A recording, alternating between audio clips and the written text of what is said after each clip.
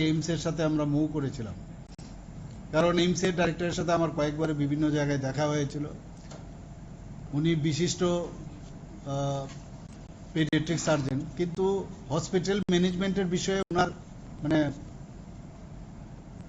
খুব একটা আমি বলবো যে একটা বড় একটা আইডিয়া ওনার কাছে আছে। ওনাকে আমি যখন বললাম যে ত্রিপুরাতে আসার জন্য, আমাদের কাছে সব কিছু থাকা সত্ত্বেও অনেক সময় অনেক সমস্যা হয়, তো ওনারা আসলেন এবং পরবর্তী সময় ওনারা রিপোর্টও দিলেন। সেই রিপোর্ট অনুসারে ওনারা বললেন যে 320টার মতো আইসিইউ শয্যা এই এজিএমসির মধ্যে প্রয়োজন। সেই লক্ষ্যে কিন্তু আমরা কাজ করছি, যাতে এই যে টার্গেট আমাদের দিয়েছে সেই টার্গেট যেন আমরা করতে পারি।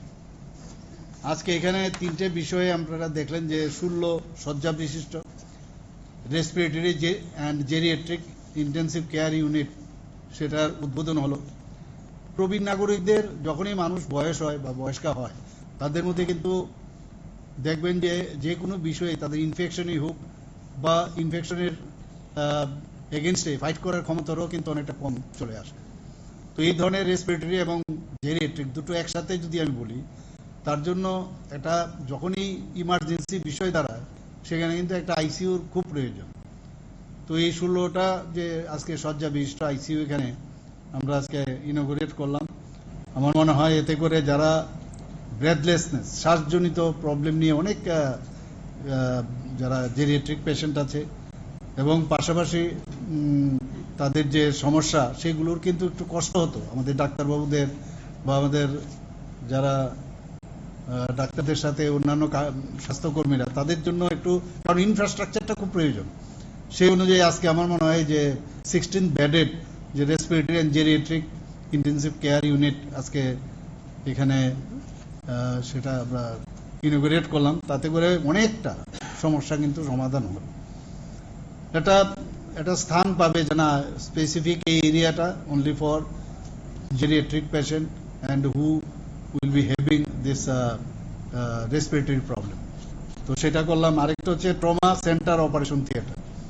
আমার কাছে যা খবর আছে, আজকে বলছিল কালকে প্রচুর, আমার নিউরো সার্জন বলছিলেন যে প্রচুর পরিমাণে, কালকে হোলি ছিল, আপনার রং খেলা ছিল, প্রচুর পরিমাণে আরটিএ রোড ট্রাফিক অ্যাক্সিডেন্টের প্রচুর পেশেন্ট এসেছিল এখানে।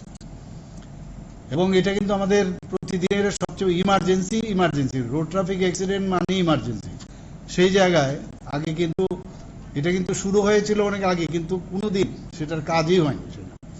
তো বাধ্য হয়ে জেনারেল সার্জারি, যে আমাদের যে সার্জারির যে ওটিগুলো আছে সেখানে যেতে হতো। সেখানে অলরেডি কোল্ড কেসগুলো আছে, আগের থেকে যে কেসগুলো আছে, তো সেইগুলোর বাদ দিয়ে তো পট করে করা যায় না।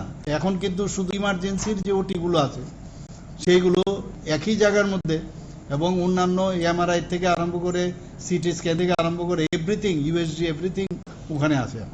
এখন অন্য জায়গায় নিয়ে যাওয়া এক সমস্যা, যেতে যেতে প্রবলেম হয়। তো একই ছাদের তলায় একই জায়গায় যখন, এটা আমাদের অনেকদিন ধরে আমরা ভাবছিলাম যে কেন এই ওটিটা এখানে হবে না। কারণ তবেই তো হবে না যে একটা যাকে বলে ট্রমা কেয়ার সেন্টার বা ট্রমা সেন্টার অপারেশন সেন্টার, দুটো একসাথে, trauma care, trauma centre as well as trauma centre হলে কিন্তু এখানে ওটি মাস্ট। এখন কিন্তু সেটা সুবিধা হবে এবং খুবই সুন্দর আমরা সেখানে দেখলাম। এবং আমার মনে হয় যে আগামী দিনে যে ডেথ রেট বা প্রপার ঠিক টাইমে, ইভেন অর্থোপেডিক্স ওখানে থাকবে, নিউরো সার্জন থাকবে এবং অন্যান্য যারা অ্যানেস্থেসিওলজি, সবাই কিন্তু সবসময় সেখানে থাকবে। তো ইমিডিয়েটলি তার অপারেশনের জন্য ওয়েট করতে হবে না যে পরে করব, বা হঠাৎ করে দেখা গেল যে এখানে আমার ট্রেকেস্টমি করতে হবে, ইন্টিউবেশন করতে হবে। তো এগুলো কিন্তু ইমিডিয়েটলি করা যাবে অন্য জায়গায়। এবং এটা খোলা থাকবে 24/7, মানে পুরো দিন সবসময় 24 আওয়ার্স সেটা খোলা থাকবে এবং 7 দিন সমানে, মানে প্রতি সপ্তাহে এটা খোলা থাকবে। সেখানে জেনারেল সার্জনও থাকবে। আর যেটা আমি বললাম অর্থোপেডিক্সের মেইন, অর্থোপেডিক্স, নিউরো সার্জন এবং জেনারেল সার্জন এবং মেডিসিনের তো ওনারা তো যে কোনো সময় ওনারা আসতেই পারেন, কিন্তু মেইন এই 3টে সেক্টরের দিকে আমরা নজর দিয়েছি। এবং শুধু তাই নয়, আমরা face is the victim of everything. তো সেখানেও ম্যাক্সিলোফেশিয়াল সার্জনও আমার মনে হয় তা রাখা দরকার।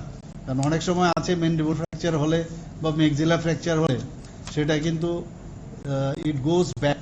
ম্যান্ডিবুলও কিন্তু ফ্র্যাকচার হলে অনেক সময় এটা পেছনে গেলে যে এয়ারওয়ে যেটা সেটা কিন্তু অনেক সময় প্রবলেম হয়। তো সেটাকে প্রপারলি যদি রিডাকশন করা হয়, সেটাকে প্রপারলি যদি জ থ্রাস্ট মুভমেন্ট করা যায়, তাহলে সেখানেও কিন্তু অনেক পেশেন্টে বাঁচানো যায়। তো এইগুলো আমরা পরবর্তী সময়ে আরও কোন কোন জায়গাগুলো আছে সেখানে আমরা দেখব। আরেকটা বিষয় যেটা যে newly renovated labour room cum obs gynae OT complex, সেটাও খুব প্রয়োজন ছিল। আমরা সেই কাজটাও এখানে যাতে ইন্টারন্যাশনাল লেভেলে যা যা দরকার সেগুলো যাতে করা যায় সেভাবে আমরা এই কমপ্লেক্সটা এখানে তৈরি করা হয়েছে। তাতে করে যারা যখন প্রসূতি পরিষেবার ক্ষেত্রে যারা মাদার আছেন এবং যারা বাচ্চারা হবে তাদের কিন্তু সিকিউরিটি কিন্তু আমি বলবো লাইফের দিক দিয়ে তারা কিন্তু অনেক বেশি সিকিউরড হবে, অনেক বেশি তারা মানে লাইফ সাপোর্ট সিস্টেম যেটা থাকে সেটা অনেক বেশি নিশ্চিত থাকবে আমি আশা করি। এবং এতে করে আমাদের যে চিকিৎসা পরিষেবা তার যে স্ট্যান্ডার্ডাইজেশন অনেকটা বেশি কিন্তু বাড়বে। রাজ্য সরকারের মেইন উদ্দেশ্য হচ্ছে, আমি দেখুন এখানে আগে তো আমরা জিবি হাসপাতালে আমিও কাজ করে গেছি। জিবি হাসপাতালে যেহেতু অনেক পুরনো হসপিটাল, মেইন ওই যে হসপিটালটা আমরা দেখলাম, সেটাকেও যদি আমরা ইচ্ছে করে সেটাকেও আমরা কিন্তু রেনোভেট করে সেটাকেও কিন্তু আমরা পরিষেবা দিতে পারি। আমার চোখে যে যা যা ধরা পড়লো, আমি সেক্রেটারি মহোদয়কে আমি অলরেডি বলেছি, আমার সাথে আমাদের মাননীয় বিধায়িকা মিনারানী সরকার মহোদয় আছেন এখানে, আমাদের কেজিএমসির যিনি সুপারিনটেন্ডেন্ট মেডিকেল সুপারিনটেন্ডেন্ট উনিও আছেন। আমি ওনাদের গোচরে আমি এনেছি, প্রিন্সিপাল মহোদয় এখানে আছেন। আমি বলেছি যেখানে যেখানে আমার নজর এসছে আরো বাকি আমার ঠিক আমি ধরে নিয়েছি, সেইগুলোকে আরো কি কি করা যায়, ইভেন লিফট থেকে আরম্ভ করে এভরিওয়্যার। ইচ্ছে করলে কিচ্ছু না, খালি একটু রেলওয়ে একটু দেখা করলে দেখতে অনেকটা মানে যেরকম সবাই চায় যে একটা পরিষ্কার পরিচ্ছন্নতার দিকে যায়। পরিষ্কার পরিচ্ছন্নতার খুব বেশি পয়সা লাগে না, সেটাকে মেনটেন করা। আর পাশাপাশি আমাদের যে পেশেন্টের কনফিডেন্স আর পেশেন্টের পয়সাটা যেন কম লাগে। কারণ কর্পোরেট সেক্টরে গেলে আপনারা সবাই জানেন প্রচুর পয়সা যায়, প্রচুর পয়সা খরচ হয়। আমরা চাই কর্পোরেট স্টাইলেও গভর্নমেন্ট হসপিটালের সব ব্যবস্থা থাকবে, আবার পয়সাটাও যেন কম। গভর্নমেন্ট হসপিটালে কি পয়সা, কিছুই লাগে না, কিন্তু যত কম পারা যায় সেই দিকে আমরা একদিকে স্ট্যান্ডার্ডাইজেশন অফ ট্রিটমেন্ট সেটাও যাতে মেনটেন হয়, তাদের যাতে খরচটা কম হয় সেই দিকে নজর রেখে আমরা কাজ করছি। আপনারা দেখেছেন এর মধ্যে আমাদের বেড সংখ্যা প্রায় 200, আইসিইউর বেড হচ্ছে টোটাল 156, কিন্তু আমাদের টার্গেট 300, যেটা 26। তো সেই দিকে কিন্তু আমার টার্গেট আমাদের আছে। কারণ এই আইসিইউ নিয়ে প্রায়শ অনেক জায়গা থেকে আমাদের কাছেও আসে, বলে যে একটা আইসিইউ যদি পাওয়া যায়। তো একটা বিরাট সংখ্যা কিন্তু আমরা বাড়িয়েছি। বেড সংখ্যা আপনারা দেখেছেন আগে মাত্র 700 ছিল, 727, সেই জায়গায় আজকে 1413 আমরা করেছি। এজিএমসি এবং জিবি হাসপাতালে ক্রিটিক্যাল কেয়ার ব্লক এবং কমিউনিকেবল ডিজিজ সেন্টার এবং 2টি স্পেশাল ওয়ার্ডের যে ভিত্তিপ্রস্তর আপনারা নিশ্চয়ই ছিলেন, সেটারও কাজ শুরু হয়ে গেছে। এবং সুপার স্পেশালিটির আরও 4-5টা অলরেডি 9টা আছে আমাদের, আরও 4-5টা আমরা করার চেষ্টা করছি। অলরেডি এখানে মেডিকেলের যে সিট, এমবিবিএস এর সিট, সেটা আরও যাতে বাড়ানো যায় তার ব্যবস্থা আমাদের অলরেডি কাজ করছে। আপনারা জানেন যে ডোনার মিনিস্ট্রি থেকে আমরা একটা ফান্ড পেয়েছি মাদার অ্যান্ড চাইল্ডের, সেখানে এরও কাজ শুরু হয়েছে। এবং যাতে পেশেন্ট, আমি প্রায় আপনারা দেখবেন প্রতি বুধবার যখন আমি থাকি, মুখ্যমন্ত্রী সমাবেশে একটা কার্যক্রম হয়, সেখানে বহু মানুষ আসে। তো আমি বলি আননেসেসারি বাইরে আপনি যাওয়ার, শুধু যাবে টিকিট ইত্যাদি ইত্যাদি। এখানে এখন আমরা এইমসের সাথে টেলিমেডিসিনের ব্যবস্থা করেছি। যিনি ডাক্তার, কনসার্ন ডক্টর, উনি আগে কাগজপত্র পাঠিয়ে দিচ্ছেন এইমসে, এবং সমস্ত যে হিস্ট্রি থেকে আরম্ভ করে কি কি ট্রিটমেন্ট হচ্ছে পাঠিয়ে দিচ্ছে। তো উনি যখন কথা বলেন, পেশেন্টও থাকে, পেশেন্ট পার্টিও থাকে। এতে করে কিন্তু অনেক ড্রপ করেছে, বাইরে যাওয়ার প্রবণতাটা একদম কমেছে। আর বাই দিস টাইম আবার একদিকে বাইরে না যাওয়ার একটা চেষ্টা, আরেক দিক দিয়ে এখানে আমাদের বিভিন্ন যে সুপার স্পেশালিটি হোক বা ট্রিটমেন্টের যাতে আরো বেটার হয় সেই ব্যবস্থা করছে। এমন একটা দিন হতে পারে যে মানুষ দেখবে যে আমি বাইরে থেকে আমার ত্রিপুরাতে থেকে আমার পয়সা পাতিও কম লাগছে, আর এখানে আমি ট্রিটমেন্ট পাচ্ছি, এই দিকে আমাদের নজর রয়েছে। সিজা হাসপাতাল যখন আসবে এখানে, আরেকটা আপনারা শুনে এর আগেও আপনাদের সাথে কথা হয়েছে যে সিজা হাসপাতালকে জায়গা দিয়েছি, ওনারা তো হসপিটাল করবে, প্রায় ওনারা বিভিন্ন পর্যায়ে প্রায় 700 কোটি টাকা 900 কোটি টাকার মতো ওনারা নিবেশ করবে।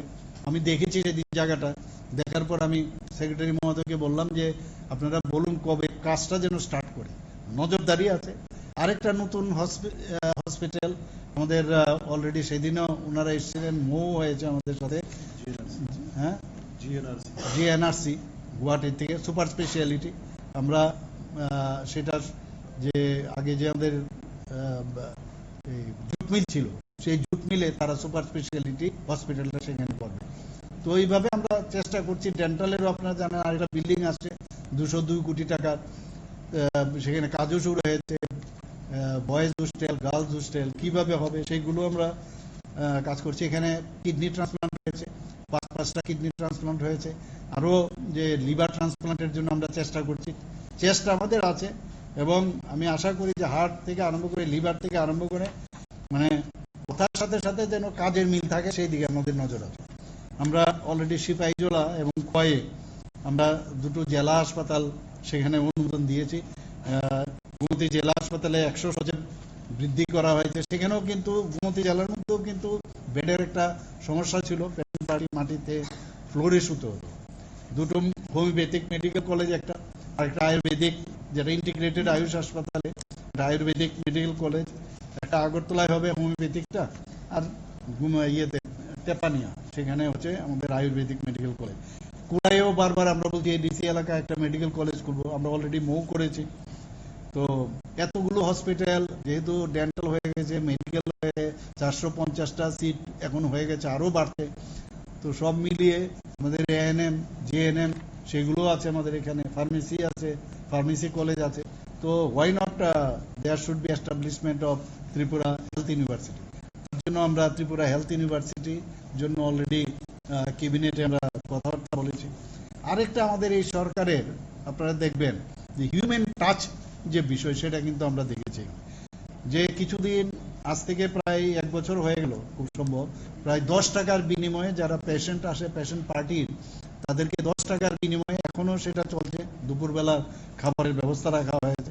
আরেকটা ভারত মাতা ক্যান্টিন ও নাইট শেল্টার, সেটাও 2025-26 আমাদের বাজেটে রাখা হয়েছে। তারা দূর দূরান্ত থেকে আসে, ত্রিপুরার বাইরের থেকেও আসে, বাংলাদেশ থেকে অনেকে আসে, তাদের থাকার অসুবিধা, কম পয়সায় যাতে ওরা থাকতে পারে এবং খাওয়া দাওয়া করতে পারে, সেই বাজেটে আমাদের রাখা হয়েছে। তো এখানে পোস্ট গ্রাজুয়েট আমাদের একটা বিরাট সমস্যা, কারণ সব জায়গায় ইভেন যারা আমাদের জনপ্রতিনিধিরা আছেন সবাই বলেন আমার একটা স্পেশালিস্ট ডাক্তার দেন, স্পেশালিস্ট। তো এখানে আগে তো খুবই কম ছিল, এখন প্রায় 119টি পোস্ট গ্রাজুয়েট আসন এখানে শুরু হয়েছে। 63 ডেন্টাল বিডিএস হয়েছে আমাদের। ডেন্টালেও এখন laser treatment, 3D printing lab চালু হয়েছে।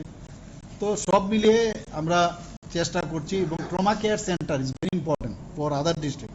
শুধু আগরতলাতে করছি তা না, সমস্ত ডিস্ট্রিক্টগুলোতে যদি সেখানেও আমরা এই ধরনের ট্রমা কেয়ার সেন্টার বা অত্যাধুনিক যে চিকিৎসা, সেখানে যদি সেখানে হিউম্যান রিসোর্স যদি বাড়ানো যায়, তাহলে আমাদের এই হসপিটালের উপরে, আইএম হাসপাতালের উপরে কিন্তু ভিড় চাপটা কম পড়ে। তো সেই বিষয়ে আমরা গুমতি, ধলাই, দক্ষিণ জেলা এবং নর্থ জেলাতে আমরা এর মধ্যে শুরু করব। তো প্রধানমন্ত্রীর জন আরোগ্য যোজনা আপনারা জানেন, মুখ্যমন্ত্রীর জন আরোগ্য যোজনা, তো এইগুলো তো আমরা শুরু করেছি। এতে করে প্রায় আমাদের 277 কোটি টাকা প্রধানমন্ত্রীর জন আরোগ্য যোজনায় সেখানে সেটেলমেন্ট হয়েছে। মুখ্যমন্ত্রীর জন আরোগ্য যোজনায় প্রায় 37 কোটি টাকার উপরে সেটেল হয়েছে। এখানে বিশ্রামগঞ্জে নেশামুক্তি যে কেন্দ্র, অর্থাৎ রিহেবিলিটেশন সেন্টার, এটা কিন্তু ডিএডিকশন সেন্টার না, রিহেবিলিটেশন সেন্টার আমরা বিশ্রামগঞ্জে করছি। সেটাও আমরা ডোনার মিনিস্ট্রি থেকে আমি ভূমি পূজন করে এসেছি, সেটাও এখানে শুরু হচ্ছে। 121 কোটি টাকা, 121 কোটি 90 লক্ষ টাকা সেখানে খরচ হচ্ছে। আমরা বিধানসভায় আমি বলেছিলাম যে নেশামুক্তি কেন্দ্র আমরা করব, প্রতিটা জেলায় 80 কোটি টাকা, 20 কোটি টাকা করে আমরা সেখানে দেব। সেটারও প্রায় 3-4টার মধ্যে আমি অলরেডি তারও কিন্তু কাজ শুরু হয়ে গেছে সেখানে। আমরা মুখ্যমন্ত্রী নিরাময় আরোগ্য অভিযান একটা নতুন চালু করেছি, hyper tension, diabetes, blood pressure, cancer, এবং একটা সেই ডিস্ট্রিক্টসে দেখা গেছে প্রায় 65% মানুষ শুধু এই নন কমিউনিকেবল ডিজিজে মারা যায়। তো এটার ভিতরে কিন্তু আমরা জোর দিয়েছি 3 মাস প্রথমে, এরপর আস্তে আস্তে করে সেটা বাড়াবো। মাস্কও আপনারা জানেন যে বাচ্চাদের 0 থেকে 19 বছরের সেটাও চালু করেছি, এবং স্কুলের মধ্যেও আমরা হেলথ কাভারেজ সমস্ত স্কুলে সেখানেও আমরা একটার পর একটা আমরা কাজ করছি। এখানে একটা টার্সিয়ারি সেন্টার, একটা আই হসপিটাল আমরা করব, সেটাও আপনারা অলরেডি আগেও আমি বলেছি, সেটা 100 বেডের, মেবি রিডিউস টু 80। তো এই ধরনের একটা আমরা এখানে আইএলএস এ যেতে বা দিকের যে জায়গাটা সেখানে আমরা করছি। 1132টি Ayushman Bharat health and wellness centre 2024-25 আমরা চালু করি। এরকম অনেক আমরা চাইছি যে, এবং ডাক্তারবাবুরা এবং আমাদের যারা এর মধ্যে আপনারা শুনে খুশি হবেন যে সব কিছু তো আছে। কালকেও আমি একটা জায়গায় আমরা বসে কথা বলছিলাম, চিফ সেক্রেটারি মহোদয় ছিলেন এবং আমাদের চিফ জাস্টিস থেকে আরম্ভ করে অন্যান্য, আমরা বলছিলাম ওনাকে যে আমরা একটা টিম আমরা অলরেডি এইমস এর মধ্যে পাঠিয়েছি, ডাক্তার থেকে আরম্ভ করে মানে আপ টু নার্স পর্যন্ত, তাদেরকে 1 থেকে 3 মাস পর্যন্ত তাদের ট্রেনিং, এক একটা ডিপার্টমেন্ট ধরে ধরে আমরা ওইখানে, যেটাকে মাননীয় প্রধানমন্ত্রীজি বলছেন যে দক্ষতা উন্নয়ন প্রয়োজন। আমি ডাক্তারি পাশ করলাম আর আমি যদি ভাবি যে আমি সব জানি, তাহলে কিন্তু এটা ভুল হবে। আপডেট থাকতে হবে, নতুন নতুন জিনিস আসে, নতুন নতুন মানে সব এআই চলে এসছে এখন ডিজিটাল থেকে দূরে। তো এইগুলোর জন্য আমরা পাঠিয়েছি, মোস্ট প্রবলি দেয়ার না, so they will be coming next, আরেকটা আমরা পাঠাবো। তো কন্টিনিউয়াস এই প্রসেস, শুধু ডাক্তারিতে না, আমরা ঠিক করেছি কালকে যখন কথা হচ্ছিল যে সেখানে বিভিন্ন দপ্তর, যেমন আইন বিশেষজ্ঞ যারা, তাদেরকেও যাতে ট্রেনিং দেওয়া যায়, তার জন্য আমরা বাইরে পাঠাবো, তাদের যাতে আরো বেটার সম্পর্কে আইডিয়া হয়। এরকম বিভিন্ন জায়গায় আমরা যাকে বলে স্কিল ডেভেলপমেন্ট, সেই চিন্তা ভাবনা আছে। ধন্যবাদ।